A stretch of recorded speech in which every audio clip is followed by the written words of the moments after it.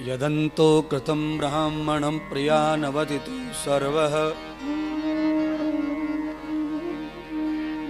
जितना कल जन सैलाब था क्षिप्रा माता के अभिषेक में पालकी का, तो शिव पुराण में रुद्र संहिता में ये लिखा है कि भगवान शंकर को जो भी आराध्य मानकर उनका ध्यान क्षण भर भी करता है वो पूर्ण रूप से ब्राह्मण हो जाता है। यद ब्रह्म युक्ताम तम पुटतो सर्व। एक क्षण के लिए भी हम शंकर को ध्यान कर लेते हैं, उनका स्मरण कर लेते हैं, तो हम ब्राह्मण बन जाते हैं। इसीलिए रुद्र संहिता से हमें यह ज्ञान मिलता है कि ब्राह्मण होने के लिए आराध्य शंकर होना आवश्यक है, जाति होना आवश्यक नहीं। तदो ब्रह्म युक्ताम पुरुषस्य मागविंद्र। वैष्णव होने के लिए हम बनिया जाति में जन्म लें, महेश्वरी बने, अग्रवाल बने, जैन बने और गुप्ता बने, सुप्ता बने, लोप्ता बने, कुछ भी बने, बिल्कुल मत बनो। क्या बने? हरे हे कृष्णार्पणम। भगवान श्री विष्णु के, कृष्ण के पुजारी भक्त बनो। एक क्षण के लिए, पल भर के लिए भी कोई भगवान कृष्ण का हो जाता है, वो उसी समय पूर्ण वैष्णव हो जाता है। पूर्ण वैष्णव। कल्पना करें, एक दृष्टांत के रूप में समझें। फौज में, एयरफोर्स में, नेवी में या पुलिस में भर्ती होने से ठीक आधा घंटे पहले ये व्यक्ति जो है वो कुछ नहीं होता है, एक सामान्य लड़का होता है।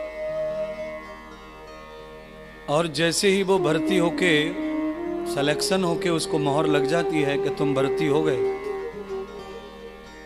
पूरे गांव में ढिंढोरा पिट जाता है कि उसका लड़का फौजी हो गया, फौजी हो गया।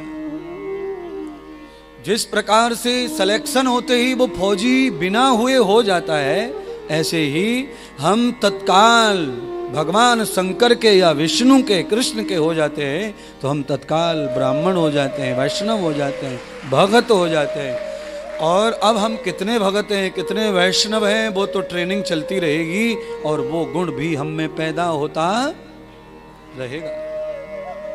पर हम हो गए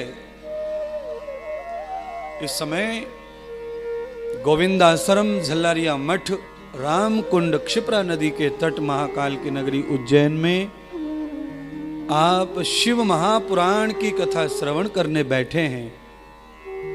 इस समय आप सारा का सारा जाति, धर्म, कर्म, ऊंच नीच, भेदभाव पीछे का भूल जाइए। और भूल जाइए मत, भूल चुके हो तब ही एक दूसरे में घुस के सट के बैठे हुए हो।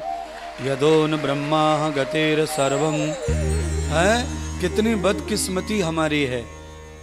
घर में हम एक जाति के, एक ही डीएनए के, एक ही खून के, एक ही भोजन के होते हैं, पर ऐसे बैठ नहीं पाते हैं। और यहाँ हम अलग अलग गांव, अलग अलग जाति, अलग अलग स्वभाव के हैं, और फिर भी घमाघस से एक दूसरे के साथ में सट के चट के बैठे हुए हैं। कोई पूछ ही नहीं रहा किसी को कि तुम कौन हो, कौन सी जाति की हो, कौन सी वर्ण से आई हो, कितना धन है तुम्हारे पास, तुम कैसे घर में रहते हो, ये कोई नहीं पूछता। क्योंकि जब हम शंकर की शरणागति हो जाते हैं तो हम पूरे के पूरे ब्राह्मण हो जाते हैं। फिर जाति पाति कड़म झकड़म बंद हो जाते हैं।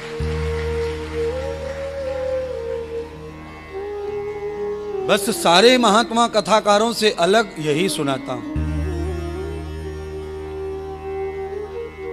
सब कहने में संकोच करते हैं और मुझे संकोच नहीं है। किस बात का?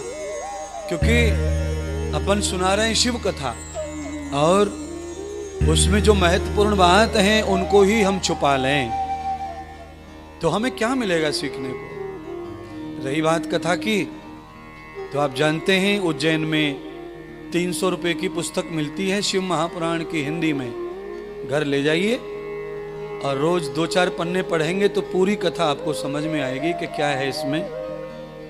पर गुरुदेव के द्वारा, महात्मा के द्वारा, व्यास जी से, व्यासपीठ से कथा सुनने के बाद जो ज्ञान पैदा होता है, जो भक्ति पैदा होती है, जो चिंतन पैदा होता है, जो आनंद पैदा होता है, वो घर पे पुस्तक पढ़ने से कभी पैदा हो सकता है?